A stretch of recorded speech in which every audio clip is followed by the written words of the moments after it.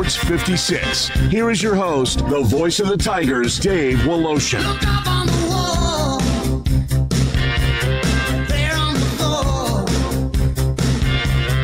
under the pillow, behind the door. There's a crack in the mirror, somewhere there's a hole in the window pane. Now do you think I'm to blame? Tell me, do you think I'm to blame? You're never there. It's Friday, thank God. Did you know, ladies and gentlemen, it's Employee Appreciation Day? I found that out courtesy of Dr. George Flynn. I appreciate him saying that. I really do. So if you've got employees and you're an employer, send them something. Be nice to them all. On a day where the Tigers continue to lose, everybody needs their spirits to be raised. Also bad news, or is it for the Grizz? Because Ja still has elbow pain. I guess we'll get an update on that in a couple of weeks. Good news, though. Here's good basketball news. This is a great story. Last night, Briarcrest playing in Clarksville, Tennessee.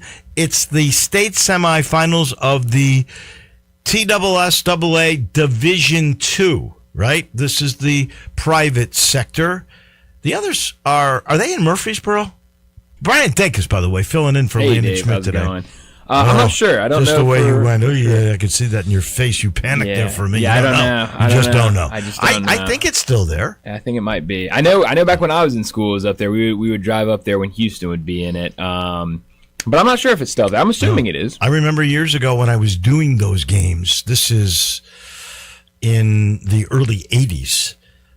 Christian Brothers with Charlie Leonard at the helm. Oh, wow. We did those games on radio. There was no TV deal, I don't think, at that time. And they were in Murfreesboro. So they were there. They've been there a long, long time. But anyway, so they're in Clarksville. It's the semis. The Saints are playing a very good Knoxville Catholic team. This game goes to overtime. To a second overtime. To a third overtime, and then finally the Saints prevail 75-72 in 4 overtimes. It becomes the longest TSSAA Division II tournament game in history. And the TSSAA goes back a long, long way. Joshua Huggins and prize recruit Fred Smith Jr. I know Memphis is hoping he comes their way. They combined for 53 points. Brian Dacus, they played every second of that game, all 52 minutes. The win means that Briarcrest will be playing for their third consecutive championship game. They will face Pope John Paul II tomorrow, 1:30. Saints, get your rest. You got to be, if I'm John Paul II, I'm going, wow, I wish they'd go to 5th overtime. Oh, yeah. Can you imagine that they missed a lot of free throws toward the end? I think both teams did, and they're saying fatigue. So that's a huge advantage, don't you think, for John Paul II? Yeah, it's got to be, and that was a crazy game, and you got to give Briarcrest all the credit in the world because they were down, in most of those 4 overtimes and had to come back and tie the game and then take the lead and then tie again and go to another overtime. I know I didn't watch the game, but John Varlas was at the game and was obviously providing a lot of updates on what was going on. So yeah, it was one of those games where I couldn't watch it, but I was glued to my phone for every possible update because it was like, oh my gosh, this is going to another overtime. Is the Saints down by 1? Oh, now they're up by 1. It was just an incredible game, and so good luck to them, and hopefully it's not too much on the wear and tear, and then get back. They're all young; they'll be fine. The state high school tournaments are really fun to cover. Yeah. They truly are. So good luck to the Saints, that's for sure. Who's had plenty of rest, hasn't he? Oh yeah. I can't. When it was before the All-Star game, right? Did he hurt his elbow? Before, yeah. Let's see. How many weeks has he been gone? It has been a really long time since he's been. I'm trying to pull up his game logs. Let's see. Last game Ja Morant played was January 21st. That was the first game back from London, because you remember he Right. only played one game Right. overseas. That was the big game for him. Comes back home, plays against Atlanta. That was the last time we've seen John Morant. So January 21st. 6 weeks for elbow Yeah. injury. How many games has he played in, since you have that up? The Grizzlies have played, they got 20 games left. They played 62 games. Yeah.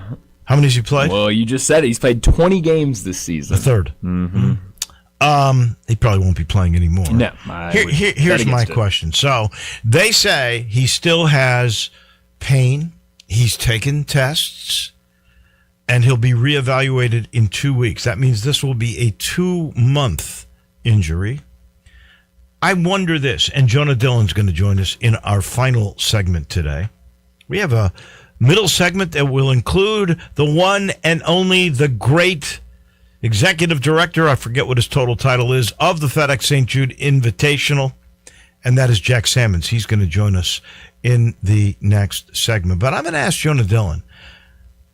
You know, the NBA now is using independent physicians and orthopedists to check on the status and do their own tests on players. And they've already fined 2 teams, basically, for not playing guys who could be played for tanking. How long do you think, and I don't know if this is at the Adam Silver level, but it might be, because he's not too happy about tanking. Do you think there will come a time where Adam or somebody in the NBA is going to go, 6 weeks already on an elbow sprain? It certainly could. Do we have to check with our doctors? Yeah. I mean, is that going to come? It could. I mean, like you said, we're going to get another reevaluation in 2 weeks, so maybe that's one where Adam Silver, the NBA, says, "Hey, we'll send our guys to that reevaluation. Just make sure no funny business is happening over there." Well, it seems weird to me. 6 weeks for an elbow injury. Now, I'll confess to you, I've never had an elbow injury. I've had a bunch of injuries, never had an elbow injury. Usually, when you're talking about elbow injuries, you're talking about pitchers. Mm-hmm. You're not talking about banging your elbow on the funny bone on the backboard. Yeah. 6 weeks later? 6 weeks? Yeah. No, I mean, it could be legit. I know they've done tests. They must have some results here. But it does make you raise your eyebrow just a little bit. I know there's no tanking with the Tigers, so let's finally get to this. Yeah.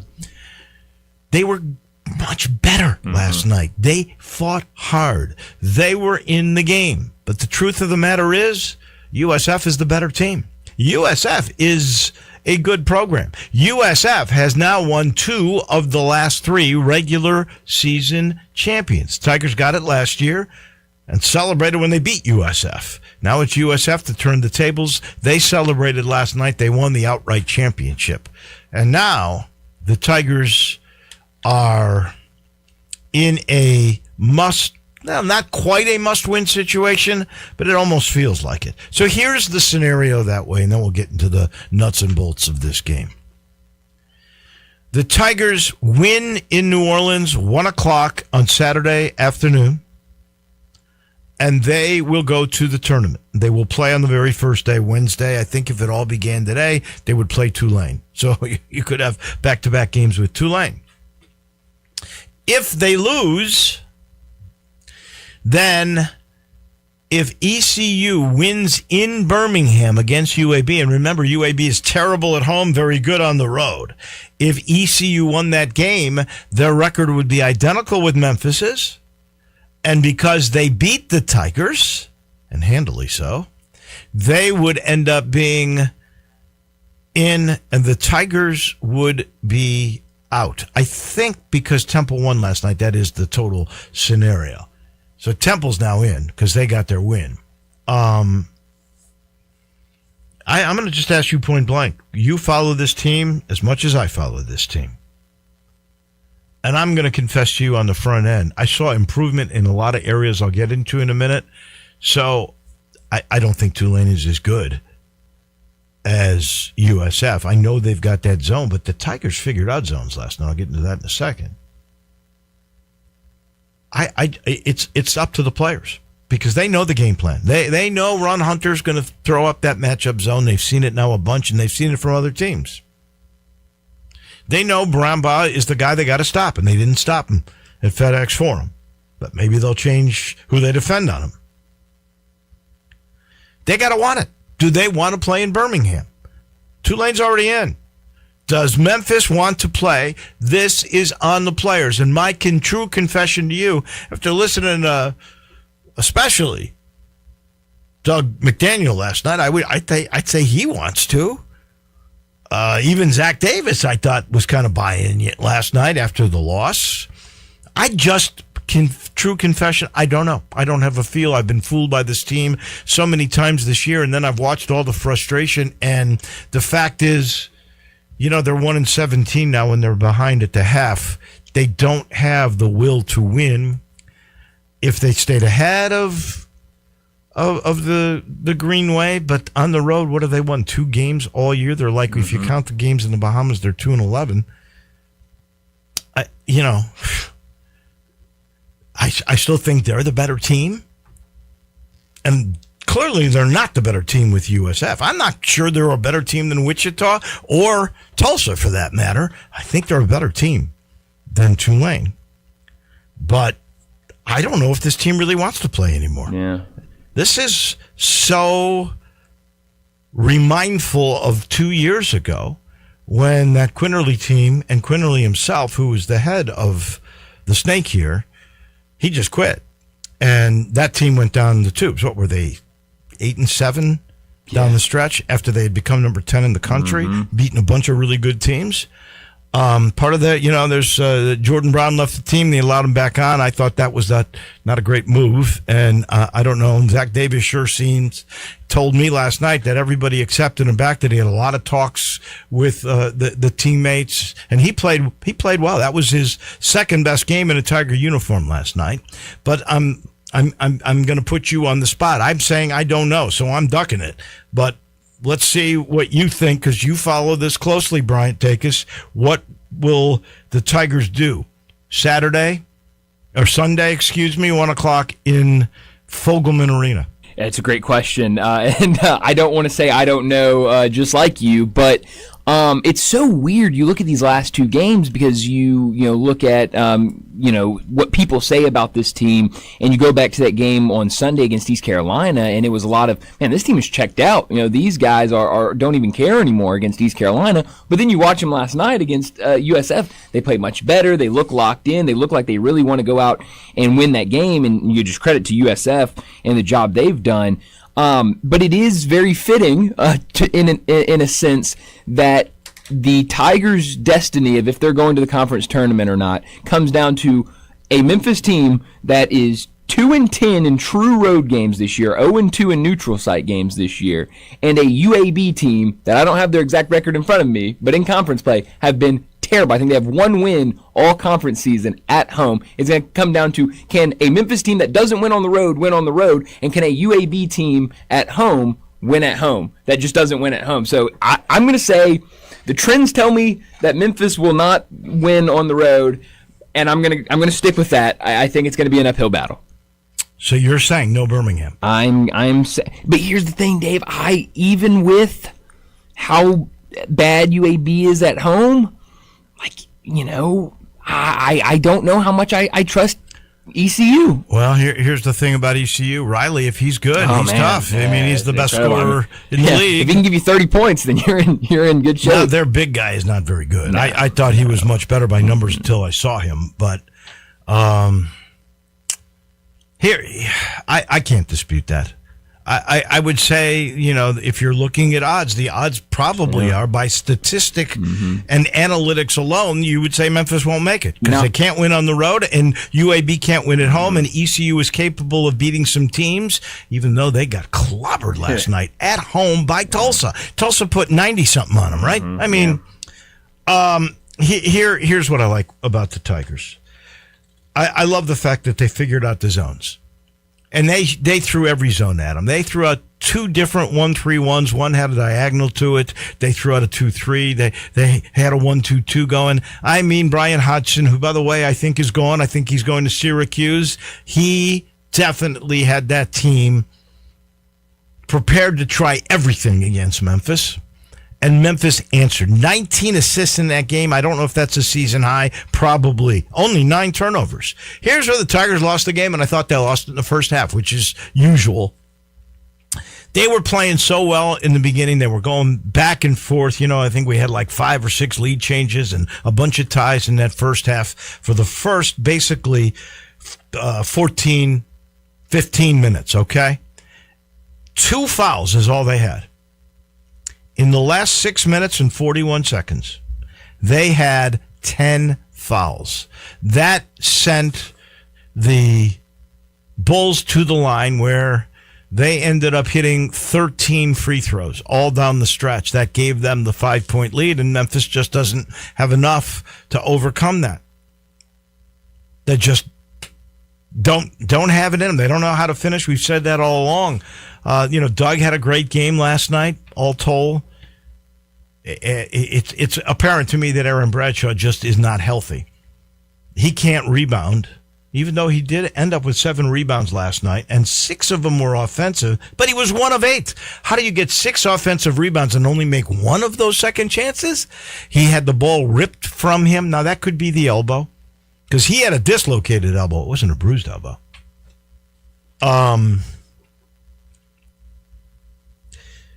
They hung on the boards with this team, right? I mean, they end up getting out rebounded, but it was close. They actually had as many offensive rebounds. I mean, there were a lot of good things that came out of this. Yeah. But the Bulls are a little deeper than I thought. They had Gavin Hightower and Isaiah Jones come off the bench. Normally, those bench players don't do much. They did last night because the Tigers did a great job. They took Joseph Pinion out of the game. The guy averages almost 15 points a game. Zippo. He averages almost 4 threes a game. Zippo. But Hightower had 11, and Jones had 14. Here's a guy. He averages 4. So their bench came through for him. They're deeper. They're better. That's the end of the story. So we'll see. Both of us are skeptical about what will happen now, in New Orleans. Dave, can I give you some hope, maybe? Please, I need Sunday. hope on Employee Appreciation Day. Give me hope. I looked up Kim Pom, and Kim Pom, his computer predicts every single game of the season for every single team. He has Memphis going down to New Orleans and beating Tulane 74-72 with a 59% chance to win. What did he have when they went to Greenville, North Carolina? Now, see, that's the thing, Dave. I cannot go back in time and see those predictions. I promise you he had beforehand. Memphis winning that game. I bet he did. Now, here's the other thing, Dave. For UAB, he has UAB beating East Carolina 79-67, an 85% chance of winning. Dave, one of those things happened. Memphis is going to Birmingham. I like You that. just need one of those things to happen. That's all we need. That's all you need. Hope abounds. I love that.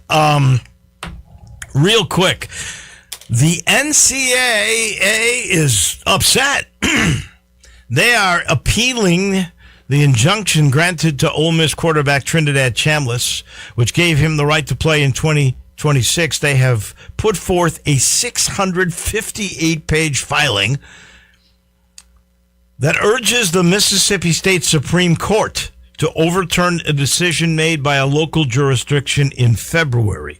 The preliminary injunction, quoting here, provides respondent with an additional year of eligibility that is unavailable to other student athletes under NCAA bylaws. Under the trial court's order, Ole Miss will enjoy the benefit of rostering a star quarterback who is no longer eligible to compete. Restitution, I see it here for sure.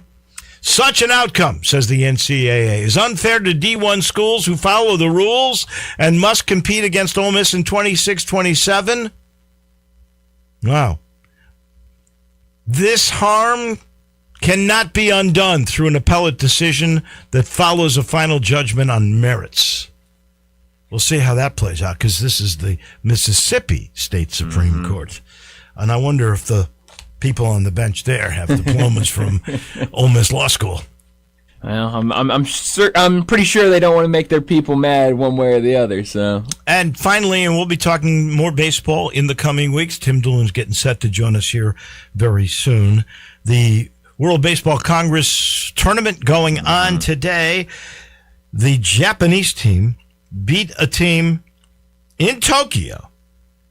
They beat Taiwan, although you're saying to me it's not allowed to beat Taiwan. Sports Illustrated said Taiwan. I shouldn't say it's not allowed, but they only call on the broadcast. They only call them Chinese Taipei. What does it say on the uniform? Or you probably can't read the letter. I think it does say Chinese because I know I can't remember what their jerseys say exactly, but I know their hats have a CP on it or a CT on it for Chinese Taipei. Well, Ohtani opened the game with a double. Yeah. Got stranded. Didn't do anything. That was in the first inning. But later on in the game, a grand slam home run and 13-0, and they ended the game after 7. Of course, the Major League Baseball All-Stars are Team USA. Are they going to beat Japan? Is Japan that good? Yeah, that's what everyone's expecting the final to be, and if that is the final, it's going to be a lot of fun. But yeah, I mean, like you said, the American team is really the all-star team. I mean, I just pulled up their lineup tonight, their supposed lineup tonight against who are they playing tonight? Brazil. You know, you've got a mix of young guys, a mix of older guys. You've got Bryce Harper out there, Aaron Judge, Cal Raleigh, Schwarber, Roman Anthony, a young guy with the Red Sox, Buxton, Bregman. So, I mean, Goldschmidt's even out there. So, I mean, this is a really fun team. We've seen them in a couple exhibition games against, I believe they played the Giants. They played the Colorado Rockies, I think, as well in an exhibition. Just blew both those teams out. Brazil, according to people that pay attention to these rosters a lot more than I do, they rank as the worst team participating in the World Baseball Classic, so it should be pretty easy tonight, but hopefully we get that Japan and USA, and that could be a thriller of a game. Well, USA's got all those all-stars from Major League Baseball. That is the best baseball played in the world, is it not? Right. You could say, in fact, that those players are the Cadillac of the game. Much the way I would tell you the best place to go for a car would be Landers Cadillac of Memphis. So easy, you know, unpopular in East Memphis, right by Sunrise, the breakfast place. And that new remodeled showroom looks terrific. And you know they always pay top dollar for trades at Landers Cadillac of Memphis. They do. You can see how much you can save, by the way, if you go to the Landers Easy Pass at CadillacofMemphis.com. They've got exceptional offers. They always do. They, again, will always pay. If you're trading in, you're going to get the best dollar. I promise you. You know that. The best new Cadillac models always sell fast. Why? Because they're the best. And you're going to the best. Because, remember, if it doesn't say Landers, you paid way too much. We're back in a minute. We're heading on over to TPC Southwind. Jack Salmons, Executive Director of the FESJC. He comes your way in just a moment. Not only can you listen to your favorite shows on Sports 56, you can also watch video of the shows live on Twitter and YouTube. Watch and listen every day at Sports 56 WHBQ. Hi, this is Troy Fiveash, owner of Fiveash Roof Services. I wanted to take a minute and discuss advertising with you. There are so many websites that list the best service provider in your area. Even the BBB has an accredited list. You know the one thing they all have in common? A company like mine has to pay to get on that list. So that begs the question, can those lists be trusted? You know what can be trusted? History. We've been around for almost 30 years providing customers with the best service and the best products that we possibly can. So if you need a roof, siding, or gutters, give us a call. We'll come talk to you and let you decide for yourself whether or not we know what we're talking about. Five Ash Roof Services. Best products, best warranties, and in many cases, the best price. We're fair, honest, and ethical. 367-0050 or MemphisRoofer.com. 367-0050 or MemphisRoofer.com. Five Ash Roofing, it's what we do. We're here for you.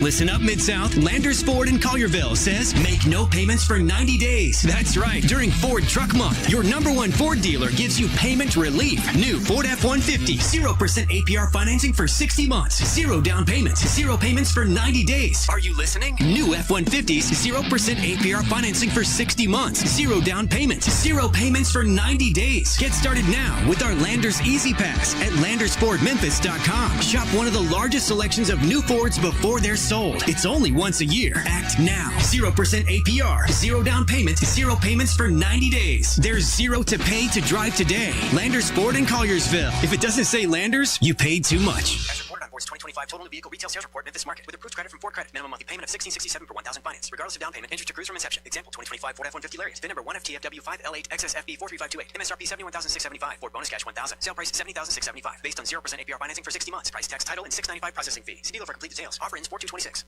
Your home is your best investment, so why not make it the best it can be with help from Gates Lumber? Start with your front door, serving two purposes: curb appeal and security. Gates has solid construction doors built for security, durability, and beauty. See and compare wood, steel, and fiberglass options side by side at Gates Showroom. It's easier to choose when you can see and touch real doors with real assistance from knowledgeable staff helping you choose the right door for your home and budget. So don't just replace your door, upgrade your protection, and Gates Lumber is the right choice. Family owned and operated, serving you for over 100 years with free estimates, free delivery, competitive prices, and quality products. Call 901-942-3201, go to gateslumber.com, or come by their showroom, 1253 South Bellevue Boulevard. Gates Lumber, celebrating over 100 years with a passion for craftsmanship since 1920. Now back to Wolo and Friends on Sports 56. Here once again is the voice of the Tigers, Dave Woloshin. Welcome back into the Family Leisure Studios. Quick reminder that floor models super sale still going on. It's all about the floor models. They got to make room, so there are deep discounts on over 100 display models. Yeah, there's still many that are left. This has been on a while, but you can still pick up major deals with deep discounts. If you've been dreaming about a new spa or a hot tub or even a cold plunge, now is the time to get to Family Leisure. Tell Billy or Lindsay, who owns the place, we sent you. You might get a special gift. You got to get there. That's all. It's that simple. Head on over to Family Leisure. I can't wait for the Family Leisure Studios to be out at TPC Southwind late this summer. That's where General Chairman of the FedEx St. Jude Championship, Jack Sammons, will sit with me. But right now we chat because there have been swirling rumors about the schedule, and we also know that Joe Tomek, who'd been tournament director, he is gone. He's leaving to go to Australia for the President's Cup. He's going to help be the director of that particular championship in a couple of years. So let's start right there. Jack Sammons, were you surprised Joe was leaving? Who do you think will replace him? Good morning. Hey, good morning. It's great to be on your show, Dave. Thanks for including me this morning. I wouldn't put anything, I wouldn't try to connect the dots there of Joe's departure to the future of our tournament. I mean, Joe's a young guy. He's like 32. He's married. They don't have any children. And if you're given an opportunity to run a tournament in Australia, and the PGA Tour is going to pay for your housing, I mean, basically everything, your flights over there, et cetera, and you get to live there for 2 or 3 years, I mean, what young guy wouldn't take advantage of that adventure? And they had the tour, you know, these spots come available all the time, and these tournament directors, they're like football coaches. They move. And he had been offered 2 rather significant tournaments on the tour if he, you know, had an interest, because they're trying to keep their quality people, and Joe's a really good guy, number 1, and 2, he's very talented in his profession.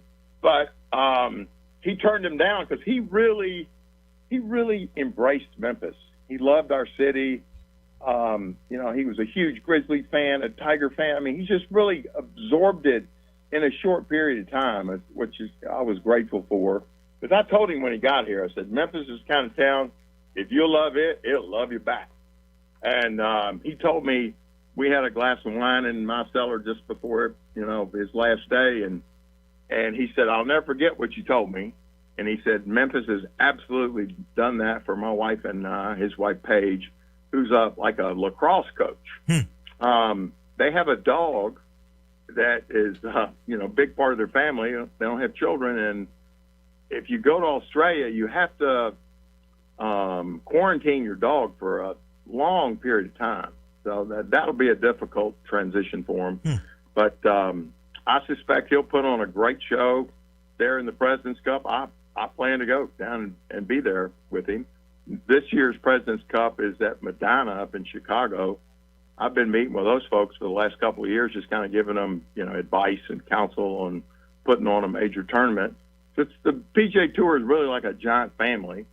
And, I hate to see Joe go, but, hey, if your son gets a promotion in New York for a big job, you say, go get him, Tiger. And so Joe's got that opportunity, and he'll always be part of our family, and we look forward to the next chapter. I'm the longest serving general chairman on PGA Tour, which means I'm an old guy. How many years? This will be my 17th tournament. Most people with a brain do this for a year and then go back to a normal life, But I mean, it's my passion. I live it every day. I'm a salesman by trade, and anybody I meet that I've never seen before, they're not going to get out of my space until I tell them about the FedEx St. Jude Championship, as well as the mission of St. Jude, that no child should die in the dawn of their life, and that we treat the sickest kids in the world for free. And if you're not for that, then get the hell out of my space. That's kind of how I am. But we started tournament, this deal in 1958. Wow. Billy Maxwell, first winner, wins $2,500. $2,500 is what the caddies carry in their wallets nowadays. The winner here will get $3.6 million, which is more than you get if you win the Masters. This August, the 12th through the 16th, we'll put on one of the great tournaments of in history, because now that we've got those live players that have come back. You mean the one Brooks Koepka? The one Brooks. I played with Brooks Koepka, and on September 15th, I had a birthday that I don't acknowledge, but let's just say there's a 7 in the first number. And FedEx invited me to go play in the Pro-Am of the FedEx French Open in Versailles. Wow. And so I go over there, and the European Tour is much different than the PGA Tour as far as number of people, the number of tents, yada, yada. But I didn't know who I was playing with. I just showed up, and out walks Koepka. And we had a great time. He told me, he said, I'm busting out of this other deal, man. He goes, this thing is putting me to sleep. I'm ready to come back.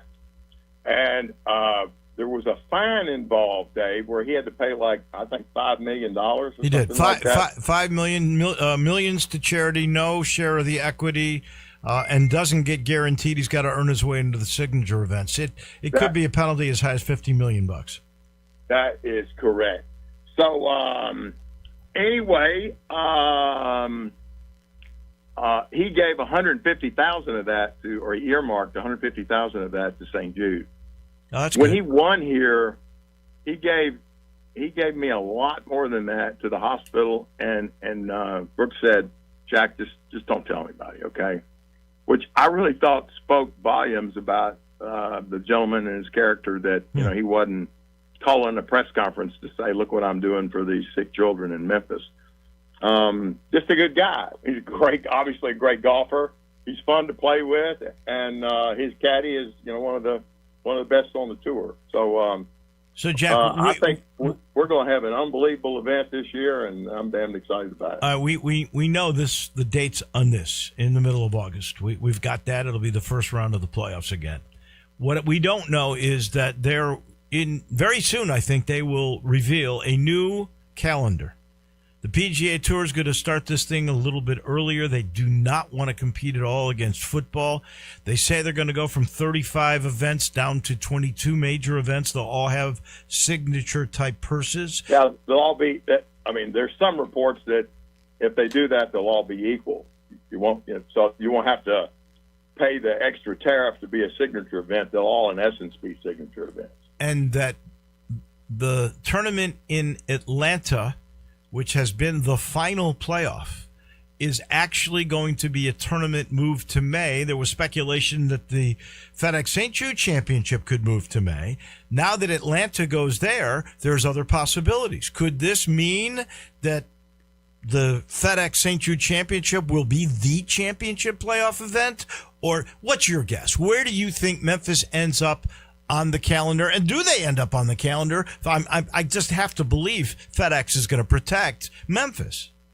Well, I certainly think we'll remain on the calendar. The only constant in life is change. So things change. And, I mean, you think about it, 17 years ago when I walked in the door, and hell, I didn't even play golf, Dave. So, I mean, I was the most eminently unqualified man alive to be general chairman of a golf tournament. But, I've learned a lot since then. And we were broke. We didn't have any money. Now the tournament is very healthy financially. When Howard Stern does an interview, I heard him interview Paul McCartney one time. He goes, "Well, just between you and me, don't tell anybody because nobody's listening to this." Well, I know a lot of people are listening to this, but in the next couple of weeks, we're going to announce the amount of money that we raised last year. That benefit, the direct benefit to the hospital, and it was in the neighborhood of $8 million. Wow, that would be a record, correct? That's a record. Yeah, that'd be a record. Wow. And so it just has continually grown. In the early years, we couldn't give them anything because we were lucky to break even. But it's come a long, long way. I think we've helped. And to St. Jude, it's not about the cash money. Frankly, it's about the global exposure, increasing the awareness of their mission. I really think we've helped them accomplish the objective of becoming America's charity, and now the intent is to make St. Jude the world's charity. And they're doing an outstanding job over there. Ike Anand, who's their new CEO that took Rick Shadiak's place, is just a terrific guy. And, just very genuine person that people are drawn to. And I'm leaving Sunday to go to Palm Springs for the Warburton, the actor named Patrick Warburton that played Putty on Seinfeld, Elaine's boyfriend. Yeah. He puts on this huge tournament, and we raised like $6 million, and that's maybe $5 million, a lot of money. But these West Coast gazillionaires, when they have this thing called Give to Live, where you just raise your paddle to give cash instead of buying a trip or something, they'll say, "Okay, how many people? Well, I want to give $500,000," and there's like 6 hands go up in the air. It's incredible. I want to do an auction like that one day where there's those kinds of people. Yeah, we don't have that in Memphis. Yeah, I'm over there giving them my home phone number, saying, "Look, if you don't have any kids, you want to adopt a young 70-year-old, I'm your guy." Hadn't had any luck with that. No takers yet. So, answer your question, Dave. I really, the tour has not talked to me directly about this. FedEx is, that they haven't. I haven't had a meeting with them about it either. But I have very close relationships with people at the highest level of the tour, and if they were going to, just kick us to the curb, to get a new boyfriend, new girlfriend, whatever you call it, I think they would have told me a long time ago. Would you like being the final one? Because that's a smaller field. I probably shouldn't answer that question, but personally, I love where we are because we've got, I got more fruit in my apple cart to sell than the guy does 2 weeks later. I've got 70 players instead of 30. It's just a shorter day, and you've got less product to provide your customer. But hey, I'm happy to, whatever we get, I guarantee you we're going to put on the best show that you ever seen. And the players here love it. I mean, the media complains about the heat. I'm like, hell, the baseball players, they play all summer long. And, you don't hear baseball players complaining about, it's hot outside and that kind of thing. When we couldn't get players 17 years ago, it was difficult to get, high-end players to come to Memphis. One of them told me he said, "Well, it's really hot there over here." I said, "Oh, dude, you're not reading the newspaper." Al Gore is from Tennessee, and he invented global warming. And Memphis is now a coastal city. We're on the Mississippi coast, and the temperatures here average in the mid-70s. So just come on and enjoy yourself. All right, last thing, because we got about a minute. Who do you think will replace Joe Tomac? He's got to be a good salesperson, right? Yeah, I mean, there are numerous candidates, but, the tour, they have a pipeline of, they don't just go out and say, that Dave Voloshin, he'd be really good. He's got a great voice, the golden throat, and he's big buddies with Don DeWeese, so we're going to give him the job. That's kind of not how it works. They have a pipeline, but we've got the best staff right now we've ever had. We got a guy named Robert Miller, who's our sales manager. He could sell sand to the Saudis. I mean, that guy is so passionate about this tournament. We're already at 80% of where we sold entirely last year, and it's a lot to do with his leadership. So I'm confident we'll be in good hands, and whoever it is, I'm going to be there to, help train them up. I hope I don't have to explain to them where Poplar Avenue is or the difference between dry ribs and wet ribs. But we're in pretty good shape right now. We've already sold a huge amount. Some of the Pro-Am sold out. Huh? A number of the big items are gone. We'd hope to get a little cooler weather this year, but there's some big announcements coming that's going to be for the benefit of fans that I think will blow you away. I look forward to it. In sports. Look forward to it for sure. Look forward. Hey, if you need anybody to help you, like caddy for you at Versailles, just let me know, because I'm available for that. Yeah. Well, you bring your jet, and I'll fly over you, and I'll be happy to do a loop for me, brother. I'll bet. I got to talk to my buddies. That's the only way that happens. Thank you, my friend, as always. We'll talk soon. I appreciate you. God bless you, sir. Thank you. That is Jack Salmons, chair of the FedEx St. Jude Championship. He's brought to you by Southern Security. Whether you're a small business owner, maybe you're buying your first home, Southern Security could be your trusted financial partner. For over 75 years, they've been around serving the Mid-South with the best rates. You know why? They're a not-for-profit. They can do things other banks can't. Service is incredible. Technology. How about the new bank in Collierville? Wait till you see that place. You will be wowed. It's been voted the best credit union in the Mid-South for 6 consecutive years. They're working on a 7th, and they got 7 locations. Southern Security, your home team credit union, federally insured by NCUA. We're heading downtown. Jonah Dillon on a myriad of topics, including the story he did today on Dane Danger, who wants to sue the NCAA. Oh, that's coming your way in just a minute. Did you miss your favorite Sports 56 show? No! Check out the podcast, broken down hourly at sports56whbq.com or wherever you get your podcasts. Be sure to like and subscribe. Never miss any Sports 56 show again with our podcasts available daily from Sports 56 and 98.5 FM. Hey, everybody out there. Walker Taylor with Germantown and Collierville Commissary. Football season is upon us. Nothing better for your next tailgate party than a barbecue buffet spread provided by the Germantown or Collierville Commissary. Catering, self-serve or full, is a specialty of ours. No party too small, no party too large. You can check out our pricing and the items we feature at commissarybbq.com. Holidays will be upon us soon. At our Collierville location, we have a party room for 30 up to 100, perfect for family, business, or church functions. We also have a patio at the Collierville location, perfect in the fall for enjoying football and eating barbecue. Monday through Friday at the Collierville location, we also offer an all-you-can-eat buffet featuring barbecue pulled pork, ribs, fried chicken, and catfish. Each location also offers a $10.95 lunch special, a sandwich, a side, and a drink.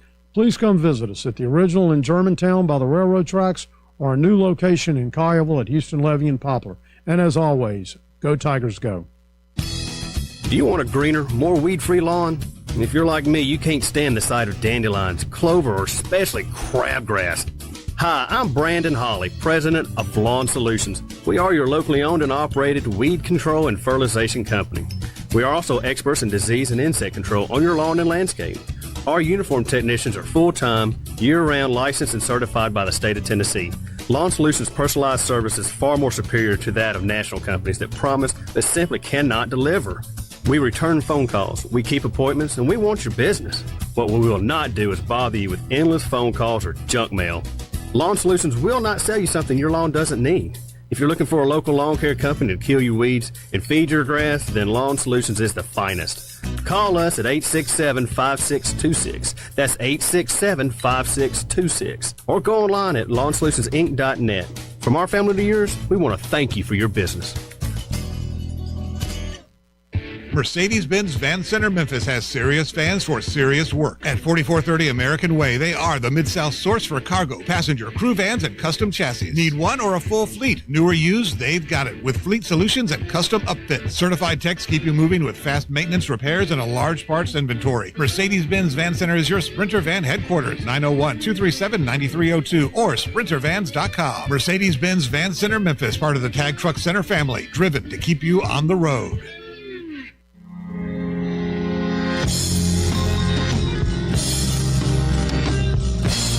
Now back to Wolo and Friends on Sports 56. Here once again is the voice of the Tigers, Dave Woloshin. We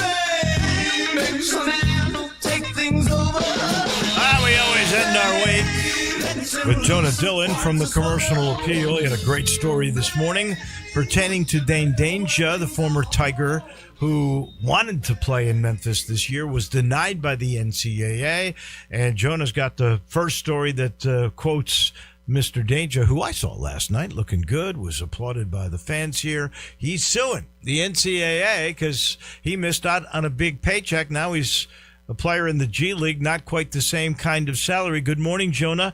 A very interesting story, and for Dane Danger, more outspoken than usual. Yeah, morning. Yeah, it was a really good conversation I had with Dane Danger yesterday afternoon. Then he had an eventful day because he went down to South Haven, won a game with his G League team, the Skyforce, and then came back up to Memphis and, like you said, got a nice ovation at the Tigers game.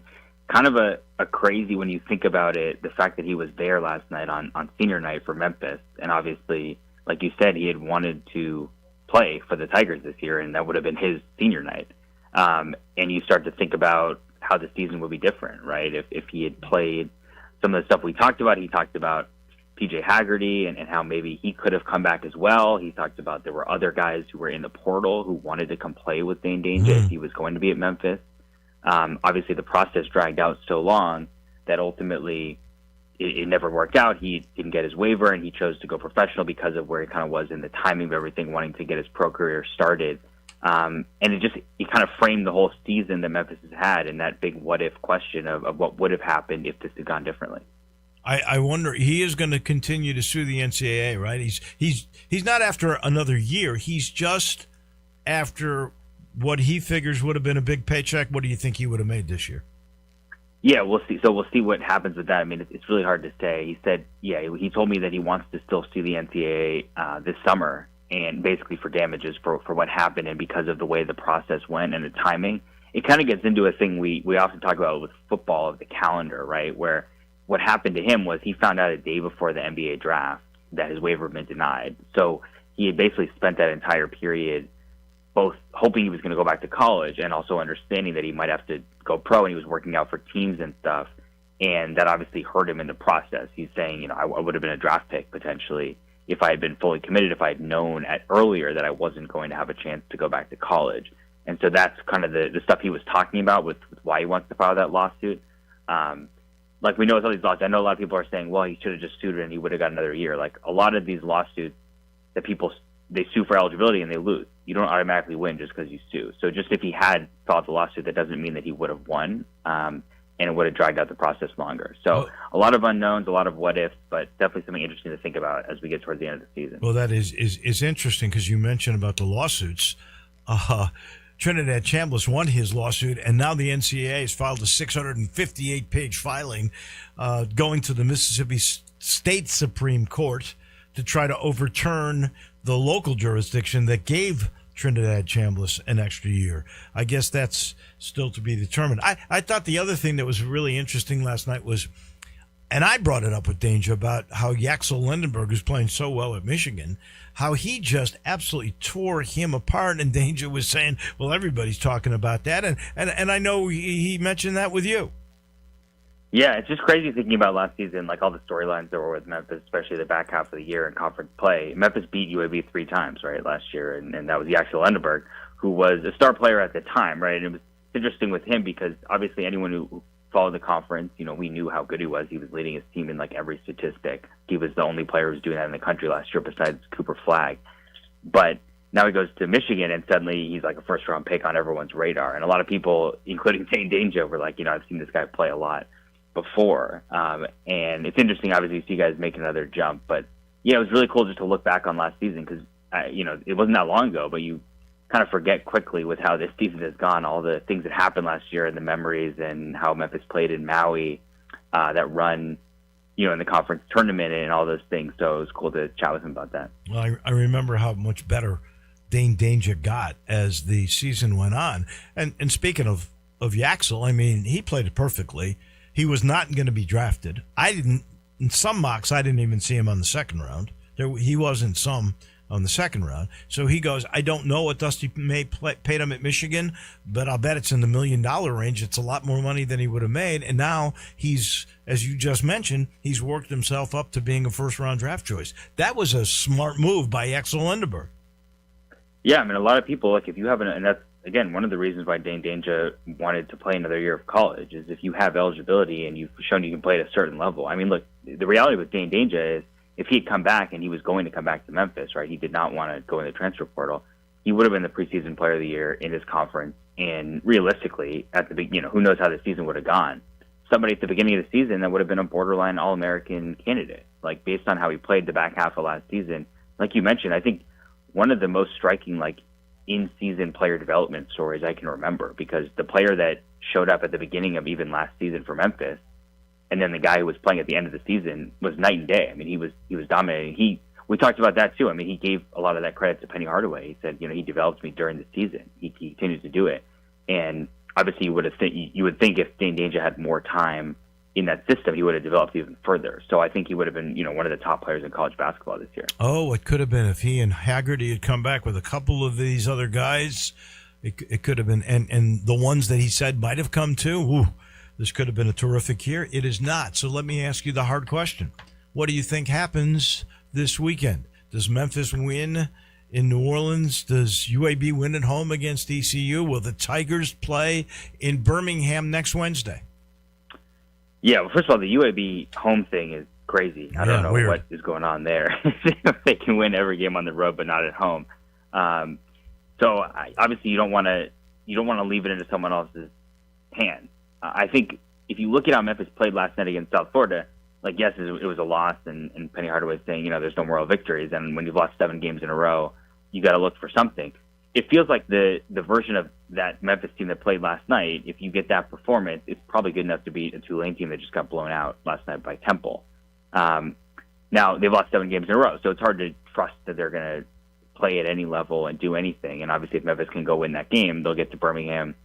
Even when you look at next week, though, it's like, what would you expect, even if Memphis does make the conference tournament? It's hard to believe that this team is going to go on a run or necessarily even win a game based on how they've played. Again, they've lost 7 games in a row, so you're not going to pick them to win a game at this point.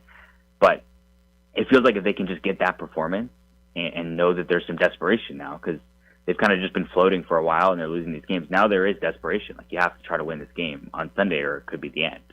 And you would think that would give them a good enough performance to be able to win that game. So you're saying they will? I don't want to pick you them just to win kind of games alluded anymore. to that, Jonah. Come on. I think, yeah, I'll say yes. Okay. But if they lose, I'm gonna say I can't believe I ever. So there you go. I got you on tape. There's another story you've written about it. I've worked a bit on it too with our business segment on Wednesdays with Joe Denk. I guess the ending of the FanDuel network as we know it, the distribution for regional sports here that has the Grizzlies on it. So there is the Atlanta Braves trying to put together a network. The Grizz might be on that with the Braves, the Predators of the NHL in Nashville, and the Atlanta Hawks. Do you think that's the way this goes? What do you think will happen with Grizzlies basketball on TV next year? Yeah, so I mean, obviously this has been going on for a while in terms of FanDuel Sports Network and Main Street and what it was, Diamond. It was been called multiple things before the company, and they've been in trouble for a while. So it's been clear that this is going to be ending at some point. And like you said, it seems like this is the end this season. These teams that have taken their rights and tried to do their own thing, you've seen some success with that, like what Phoenix is doing. I think the Grizzlies are positioned to be able to do that because of Grand City Media. They haven't really said, like, here's what our plan is for the future. But most teams obviously don't have that kind of infrastructure in terms of, like, content and people and stuff like that. So they wouldn't necessarily need to join up with whatever the Braves end up doing. And it gets complicated when you're talking about multiple teams and multiple markets and things like that. And ultimately right now the answer is we really don't know. It's really hard to say at this point.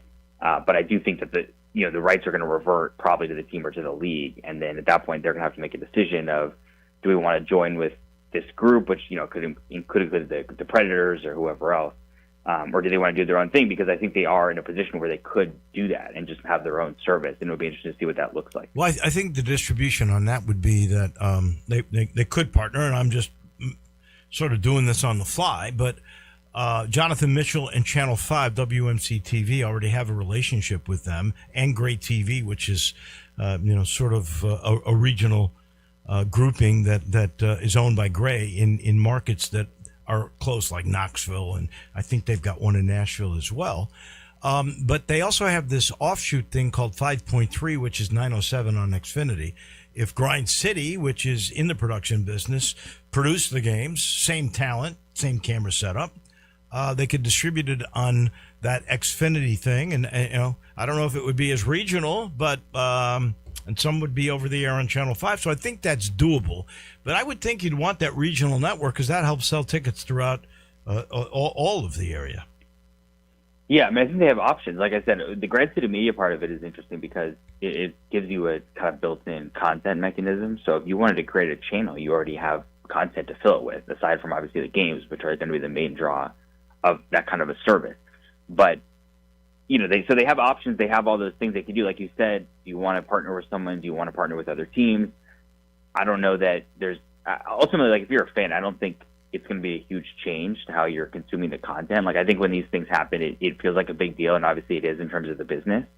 But if you're a fan, like, there will be a way, especially, if you're watching the games now, even on their streaming service, like, there will be a way to watch the games, and it potentially could be easier to watch the games next year, depending on how it shakes out. Last thing, you got about 30 seconds. Ja's got that elbow bruise. It's now going to be reevaluated in 2 weeks. That would make it like a 2-month injury.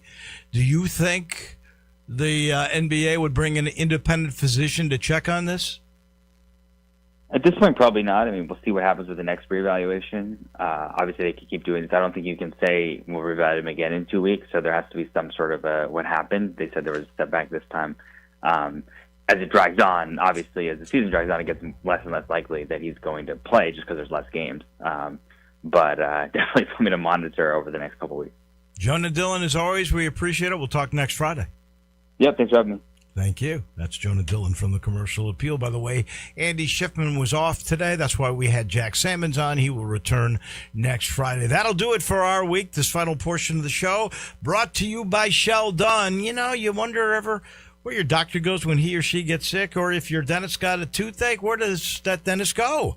Well, Sheldon Rosengarten's kind of the same way. Over the years, he's felt honored when former agents contact him when they or their former clients need help to sell their home or buy one. They're going to go to a guy who's got a great reputation, that works 24/7, 365, and has a strategy. It's that highly successful strategic marketing program that can mean the difference in what you make and how long it might take you to get to the closing table. He makes the difference. I promise. You'll know that from your first meeting with Sheldon, and he's all the way with you to that closing table. He's by your side 24/7. He'll answer all your questions. He'll show you the strategy. That's why people always say, when you want the job done, call Sheldon. It's easy, 483-0546, or you can email him. The website's perfect. MemphisRelocate.com. That'll do it for us. We'll talk to you on Monday. Maybe we'll see you in New Orleans on Sunday. Johnny Radio's next. Have a great weekend, everyone.